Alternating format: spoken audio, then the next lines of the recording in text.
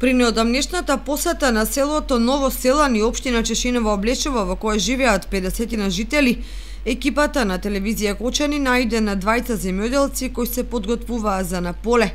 Иако нивните ниви се на периферијата од најплодното Кочанско поле, сепак велат дека се задоволни од просечните приноси кај оризот, но не и од откупот. Познаваме се, има добре.